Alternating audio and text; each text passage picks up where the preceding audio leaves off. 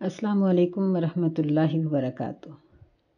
آج ہم سورہ الاحقاف کی آیت نمبر 15 سے شروع کریں گے۔ اعوذ باللہ السمیع العلیم من الشیطان الرجیم، بسم اللہ الرحمن الرحیم۔ ووصینا الانسان بوالدیہ احسانا، اور ہم نے انسان کو اس کے والدین کے ساتھ احسان کرنے کی وصیت کی ہے۔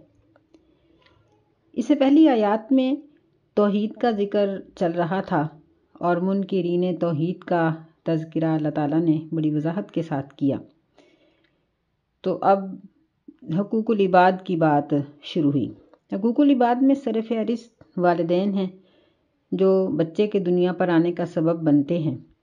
تو اللہ تعالیٰ نے اپنے ماں باپ کے ساتھ اچھا سلوک کرنے کی وصیت کی ہے، اور یہاں حسنہ کی بجائے احسان کہا ہے، یعنی بہت اچھا سلوک ماں باپ کے ساتھ کرنا۔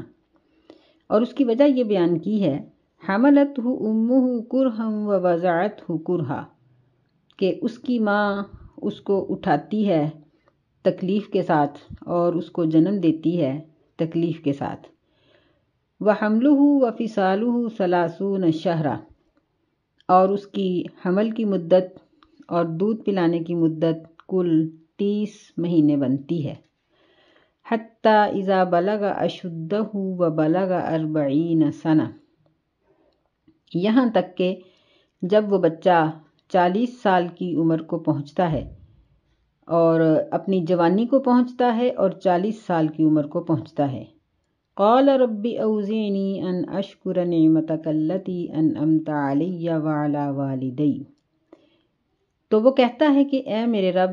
مجھے توفیق عطا فرما کہ میں تیرا شکر گزار ہو جاؤں ان نعمتوں کا جو تو نے مجھ پر انعام کی ہیں، وعلی والدی، اور جو نعمتیں میرے ماں باپ پر تو نے انعام کی ہیں، وان اعمل صالحا ترضاہ، اور یہ کہ میں اچھے عمل کروں جس کو تو پسند کرے، وَأَصْلِحْ لِي فِي ذُرِّيَّتِي إِنِّي تُبْتُ إِلَيْكَ وَإِنِّي مِنَ الْمُسْلِمِينَ، اور میری اولاد کی بھی اصلاح کر دے، بے شک میں نے تیری ہی طرف توبہ کی ہے اور بے شک میں مسلمانوں میں سے ہوں۔ یعنی حقوق العباد کا تذکرہ کرتے ہوئے اللہ تعالیٰ نے اولاد کو یہ نصیحت کی ہے کہ وہ اپنے والدین کے ساتھ اچھا سلوک کریں۔ ایک جگہ پر اللہ تعالیٰ نے فرمایا فَلَا تَقُل لَّهُمَا أُفٍّ وَلَا تَنْهَرْهُمَا، کہ ماں باپ کو اف بھی نہ کہو اور ان کو ڈانٹو بھی نہیں، اور ان کے ساتھ اچھا سلوک کرو اور اپنے پہلو کو جھکا لو، ان کے سامنے اکڑ کر نہ چلو، ان کو ڈانٹو نہیں، ان کے اخراجات پورے کرو، اور اگر وہ کسی ایسی چیز کا مطالبہ کریں جو تمہاری استطاعت میں نہیں ہے تو پھر بھی ان کے ساتھ معروف طریقے سے بات کرو۔ یہ سارے احکامات اللہ تعالیٰ نے سورہ بنی اسرائیل میں ذکر فرمائے۔ اور ماں باپ کا ذکر کرتے ہوئے ماں کے جو اضافی حقوق ہیں ان کا تذکرہ کیا، کہ ایک تو قبل از ولادت ماں کے اوپر جو مشکلات آتی ہیں، اس کی طبیعت کے اندر جو اتار چڑھاؤ ہوتا ہے اور وہ اس کو مجبوری سے یا خوشی سے قبول کرتی ہے۔ پھر بچے کے وضع کرنے کے وقت، پیدائش کے وقت جو اس کو تکلیف پہنچتی ہے، اس کا بھی اللہ تعالیٰ نے یہاں ذکر کیا۔ اور تیسری مشقت جو ماں کو اٹھانی پڑتی ہے وہ اس کے دودھ پلانے کی ہے، کہ یعنی دودھ اپنا وہ پلائے یا نہ بھی پلائے،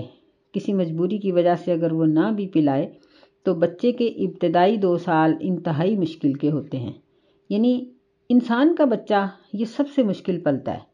جانوروں کے بچے بڑی آسانی سے پل جاتے ہیں، تو یہ ساری مشکلات ماں ہی جھیلتی ہے۔ تو اس وجہ سے اللہ تعالیٰ نے ماں کے بارے میں فرمایا کہ اس کے حقوق باپ سے، خدمت کے حقوق باپ سے بڑھ کر ہیں۔ نبی صلی اللہ علیہ وسلم سے صحابی نے پوچھا کہ اللہ کے رسول، میرے حسن سلوک کا حقدار کون ہے؟ آپ نے فرمایا کہ تیری ماں۔ دوسری دفعہ پوچھا، پھر بھی یہی جواب دیا۔ تیسری دفعہ پوچھا، پھر بھی یہی جواب دیا۔ چوتھی مرتبہ پوچھا تو فرمایا کہ ثم اباک، پھر تیرا باپ بھی تیرے حسن سلوک کا حقدار ہے۔ یعنی ماں خدمت کی محتاج ہوتی ہے، تو ماں کو خدمت کی ضرورت ہوتی ہے، اس لیے باپ کی نسبت ماں کی زیادہ خدمت کرنے کا حکم ہے، کہ روپے پیسے سے بھی، ہاتھ سے بھی اس کی خدمت کی جائے اور اس کو یعنی اس کی ضروریات کو سمجھا جائے، اس کی مجبوریوں کو سمجھا جائے۔ یہاں جو ایک قابل غور چیز ہے وہ یہ ہے کہ فرمایا کہ وَحَمْلُهُ وَفِصَالُهُ 30 شہرا، کہ اس کا حمل اور دودھ پلانے کی مدت یہ کل 30 مہینے بنتی ہے۔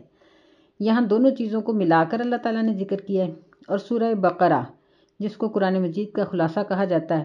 اور جو آخر پہ اتری ہے اور اس میں سارے احکامات اللہ تعالیٰ نے محکم قسم کے نازل کیے ہیں،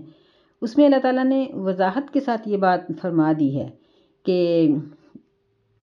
وَالْوَالِدَاتُ يُرْضِعْنَ أَوْلَادَهُنَّ حَوْلَيْنِ كَامِلَيْنِ،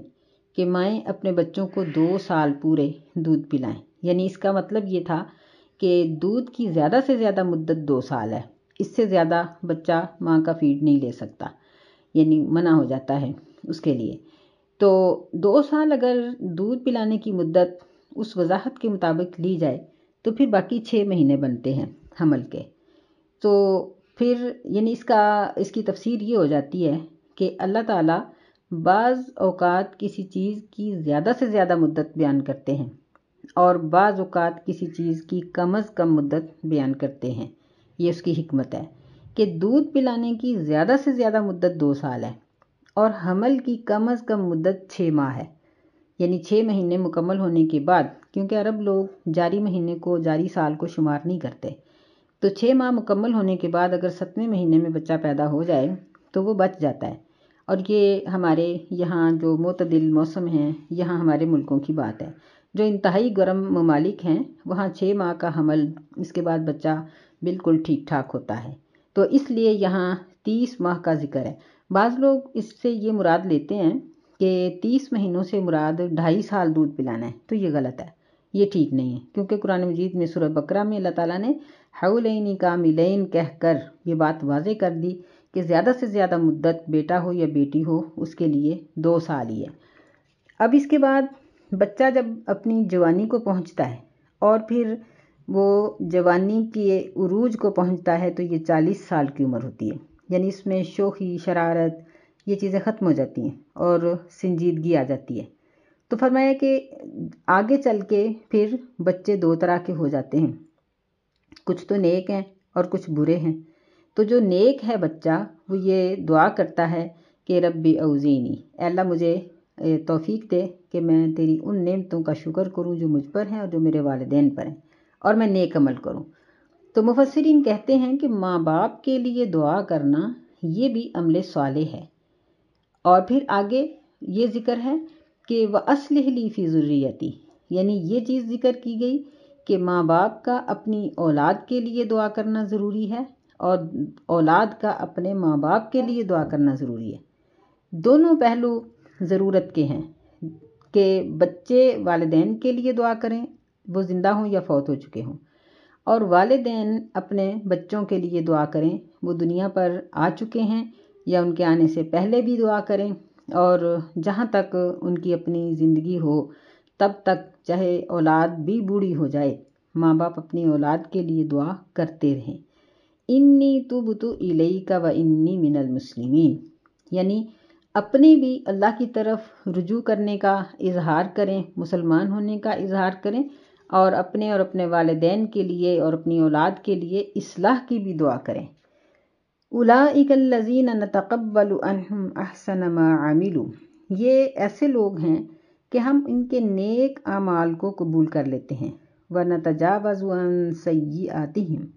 اور ہم ان کی برائیوں سے، ان کے گناہوں سے تجاوز کر لیتے ہیں، معاف کر دیتے ہیں، فی اصحاب الجنہ، جنت والوں میں سے۔ یعنی اللہ تعالیٰ اعمال کو دیکھیں گے لیکن انسان کی نیت کو ہی دیکھیں گے۔ قرآن حدیث میں نبی صلی اللہ علیہ وسلم نے فرمایا کہ اللہ تعالیٰ تمہاری شکلوں کو اور تمہارے مال و دولت کو نہیں دیکھتا، وَلَٰكِن يَنظُرُ إِلَىٰ قُلُوبِكُمْ وَأَعْمَالِكُمْ، اللہ تعالیٰ یہ دیکھتے ہیں کہ کام کرنے والے کی نیت کیا ہے اور جو کام وہ کر رہا ہے وہ شریعت کے مطابق ہے یا منافی ہے۔ اگر وہ شریعت کے مطابق کام کر رہا ہے تو اس کی نیت بھی درست ہے، تو بعض اوقات کسی چھوٹی سی نیکی کا اجر اللہ تعالیٰ اتنا دے دیتے ہیں کہ بندہ جنت میں پہنچ جاتا ہے۔ اور اگر اس کی نیت ٹھیک نہ ہو، عمل اس کا شرعی ہو تو وہ قبول نہیں ہے، اور اگر اس کی نیت ٹھیک ہے لیکن اس کا عمل ٹھیک نہیں ہے، عمل غیر شرعی ہے، تو پھر وہ بھی قبول نہیں ہے۔ یعنی ایمان کی جس طرح 3 شرائط بتائی جاتی ہیں کہ دل سے یقین کرنا، زبان سے اقرار کرنا، اور ہاتھوں پیروں اور پورے جسم سے اس پر عمل کرنا، اگر یہ تینوں چیزیں موجود ہوں تو بعض اوقات چھوٹا سا عمل بھی بندے کی بخشش کا ذریعہ بن جاتا ہے۔ نبی صلی اللہ علیہ وسلم نے ایک صحابی کے بارے میں ذکر کیا کہ اگر تم لوگ زمین پر چلتا پھرتا جنتی دیکھنا چاہتے ہو تو یہ ہے۔ ایک صحابی کہتے ہیں کہ میں اس کے ساتھ کچھ دن رہا اور میں نے اس کو کہا کہ میں آپ کے ساتھ رہنا چاہتا ہوں۔ تو جب میں نے کچھ وقت گزارنے کے بعد اس کو بتایا کہ نبی علیہ السلام نے تمہارے بارے میں یہ بات کہی تھی، لیکن میں نے تمہارے اندر کوئی ایسا مزید عمل نہیں دیکھا کہ مثلاً کوئی ساری رات کا قیام یا سارے دن کا روزہ، بلکہ عام فرائض ہی تم ادا کر رہے ہو۔ تو وہ صحابی کہنے لگے کہ ہاں یہ بات ٹھیک ہے، لیکن ایک بات ہے کہ میرا دل صاف ہے۔ تو بات یہ ہے کہ اگر ایک شخص کی نیت درست ہے اور اس کا عمل بھی شریعت کے مطابق ہے، تو اگر وہ فرائض کی ادائیگی کرنے والا ہے تو پھر بھی اللہ تعالیٰ اس کو بخش دیں گے انشاءاللہ۔ فرمایا وعد الصدق الذی کانوا یوعدون، یہ اللہ تعالیٰ کا وہ سچا وعدہ ہے جس کا لوگوں کے ساتھ وعدہ کیا گیا ہے۔ والذی قال لوالدیہ اف لکما، یہ دوسرا شخص، اور وہ شخص جو اپنے والدین کو کہتا ہے اف لکما، افسوس ہے تمہارے لیے، یعنی ماں باپ سے بیزاری کا اظہار کرتا ہے، ناراضی کا اظہار کرتا ہے۔ اتعداننی ان اخرج وقد خلت القرون من قبلی، کیا تم دونوں مجھے یہ وعدہ دیتے ہو کہ میں موت کے بعد اٹھایا جاؤں گا، اور تحقیق بہت سی جماعتیں مجھ سے پہلے گزر چکی ہیں۔ یعنی آخرت کا منکر ہے، مسلمان نہیں ہے، اس کے دل میں قیامت کے دن کا یقین نہیں ہے، حساب و کتاب کا یقین نہیں ہے۔ وَهُمَا يَسْتَغِيثَانِ اللَّهَ وَيْلَكَ آمِنْ، اور وہ دونوں اللہ سے فریاد کرتے ہیں، اللہ کا اس کو واسطہ دیتے ہیں، وَيْلَكَ، کہ تیرے لیے ہلاکت ہے، ایمان لیا، یعنی اللہ تعالیٰ کی طرف آ جا، ہدایت کی طرف آ جا۔ ان وعد اللہ حق، بے شک اللہ کا وعدہ سچا ہے۔ یعنی یہاں تصویر کا یہ رخ دکھایا گیا ہے کہ والدین نیک ہیں لیکن اولاد نیک نہیں ہے۔ جس طرح سیدنا نوح علیہ السلام خود اللہ کے نبی ہیں، لیکن بیٹا دیکھتے ہی غرق ہو گیا، اور اللہ تعالیٰ نے فرمایا کہ اس کے تو عمل ہی ٹھیک نہیں تھے، جہنم میں چلا گیا۔ تو اس طرح بھی ہو جاتا ہے، اور یوں بھی ہو جاتا ہے کہ اولاد نیک ہے لیکن والدین غلط ہیں۔ نبی صلی اللہ علیہ وسلم دیکھیں کہ اللہ تعالیٰ کے برگزیدہ نبی ہیں، لیکن ان کے خاندان کے کتنے ہی لوگ ہیں، یہ ابو جہل، ابو لہب اور دیگر، جو جہنم میں گئے۔ تو یہ سب چیزیں ایسے ہی چلتی آ رہی ہیں۔ ان وعد اللہ حق، وہ کہتے ہیں کہ بے شک اللہ کا وعدہ سچا ہے۔ فَيَقُولُ مَا هَذَا إِلَّا أَسَاطِيرُ الْأَوَّلِينَ، بس وہ کہتا ہے کہ نہیں ہے یہ مگر فرضی کہانیاں پہلے سے لکھی ہوئیں، یعنی وہ ایمان نہیں لاتا۔ تو یہاں اللہ تعالیٰ اس بات کو ذکر فرما رہے ہیں کہ اگر والدین نے اولاد کو سمجھانے کا حق ادا کر دیا لیکن اولاد پھر بھی درست نہیں ہوئی تو ان کا اپنا جرم ہے۔ ماں باپ اس وقت مجرم ہیں اولاد کے سلسلے میں جب انہوں نے اس کو سدھارنے کی کوشش ہی نہیں کی۔ تو ہمیں اس سے یہ بات بھی معلوم ہوئی کہ ہم اپنی اولاد کے بارے میں اللہ کے پاس جواب دہ ہیں۔ اس لیے ہمیں اپنی اولادوں کو، اپنے عزیز و اقربا کو، اپنے بہن و بھائیوں کو، اپنے ماں باپ کو، اپنے تعلق داروں کو، سب کو جہنم سے بچانے کی کوشش کرنی چاہیے، اور اچھے طریقے سے سب کو واعظ و نصیحت کرنی چاہیے۔ اولئک الذین حق علیہم القول فی امم قد خلت من قبلہم من الجن والانس،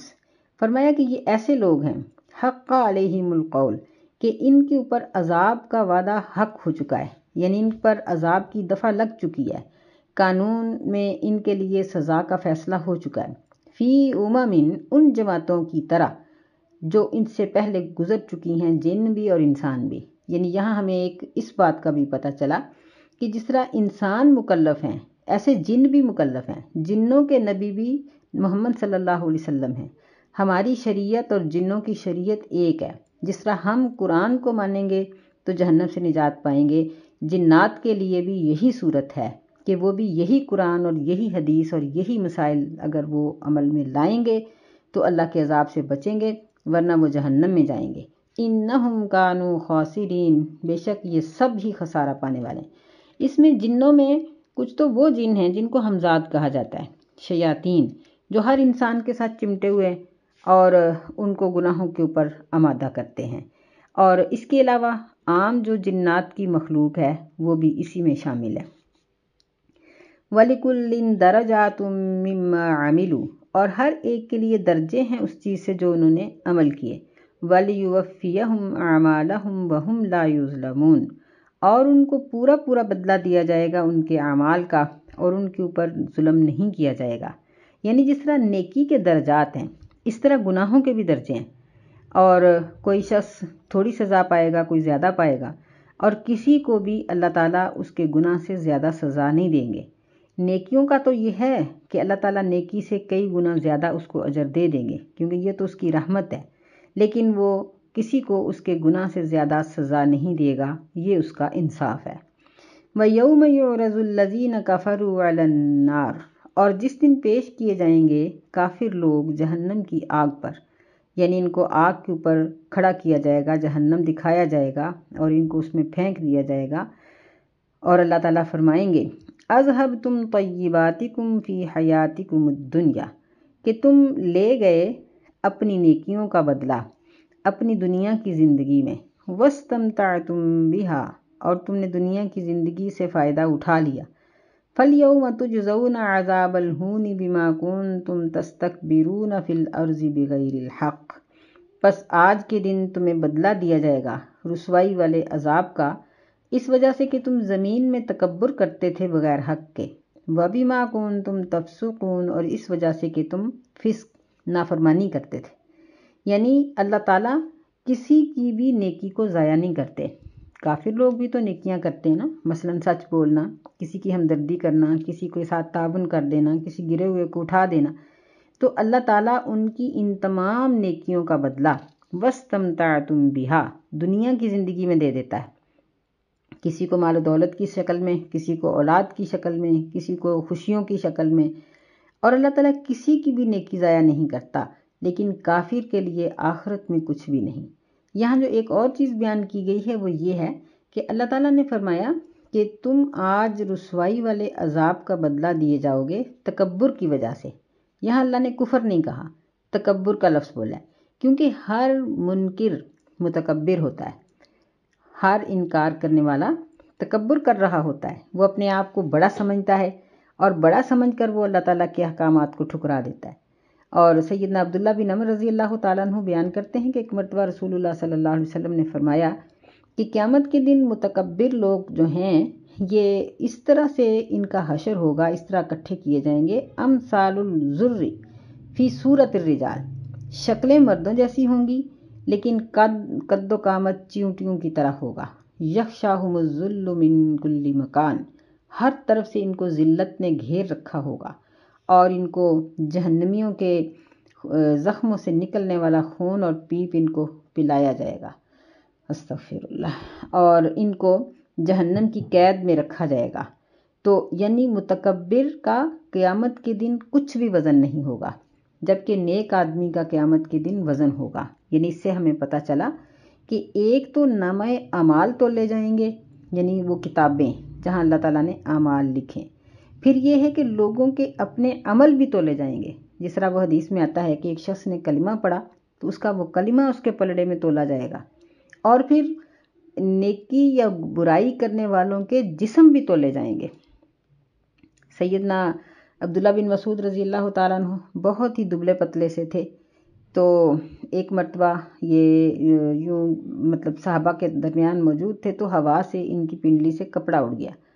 تو ان کی بہت پتلی سی پنڈلیاں تھیں، صحابہ دیکھ کر ہنسنے لگے۔ نبی صلی اللہ علیہ وسلم نے فرمایا کہ کس چیز سے ہنس رہے ہو؟ آپ کو پتہ تو چل گیا، لیکن آپ نے ان کو صحابہ کو متوجہ کرنے کے لیے اور ان کو منع کرنے کے لیے فرمایا کہ کس چیز سے ہنس رہے ہو؟ عبداللہ کی پنڈلی سے ہنس رہے ہو کہ یہ پتلی ہے؟ آپ نے فرمایا کہ قیامت کے دن اس کی پنڈلیوں کا وزن اللہ تعالیٰ کے ہاں احد پہاڑ سے بھی زیادہ ہوگا۔ یعنی اس سے معلوم ہوتا ہے کہ تینوں چیزیں ہی تو لی جائیں گی، جبکہ متکبر یہ عذاب الہون یعنی ذلت اور رسوائی والے عذاب میں ہوں گے، اور چیونٹیوں کے قد میں ہوں گے، یعنی اتنے چھوٹے اور ذلت اور رسوائی کے اندر گھرے ہوئے ہوں گے، اور ان کو یہ بات کہہ دی جائے گی کہ وَبِمَا كُنتُمْ تَفْسُقُونَ، کہ تم زمین میں بغیر حق کے اکڑتے تھے اور تم زمین میں فسق اور نافرمانی کرتے تھے، جس وجہ سے آج تمہارا حشر یہ اس طریقے سے ہوا ہے۔ تو یہاں اللہ تعالیٰ نے حقوق العباد کو ذکر کرتے ہوئے تکبر کا ذکر کیا ہے، کیونکہ جو شخص متکبر ہے اس کا دوسرے لوگوں کے اوپر بھی بڑا برا اثر ہوتا ہے اور بڑا نقصان ہوتا ہے۔ ایک تکبر کرنے والا، اکڑ کرنے والا شخص جو ہے وہ پورے قبیلے کو ستا کے رکھ دیتا ہے۔ اس لیے اللہ تعالیٰ نے اس کو کسی بھی طرح پسند نہیں کیا، اور فرمایا کہ جس کے دل میں ایک رائی کے دانے کے برابر بڑائی ہوگی، کبر ہوگا کہ میرے جیسا کوئی نہیں، تو وہ جنت میں نہیں جائے گا۔ تو آپ نے یہ بھی ہمیں تاکید فرمائی کہ وَتَوَاضَعُوا، ایک دوسرے کے سامنے جھک جاؤ، اکڑو نہیں، تکبر نہ کرو۔ آپ نے فرمایا کہ اتنا جھکو کہ کوئی شخص کسی دوسرے کے اوپر چڑھائی نہ کر سکے۔ تو یہ ہمیں اللہ کے نبی صلی اللہ علیہ وسلم کی تلقین ہے جو ہمیں یہ کی گئی ہے۔ اللہ تعالیٰ ہمیں سمجھنے کی توفیق عطا فرمائے، آمین۔ السلام علیکم ورحمۃ اللہ وبرکاتہ۔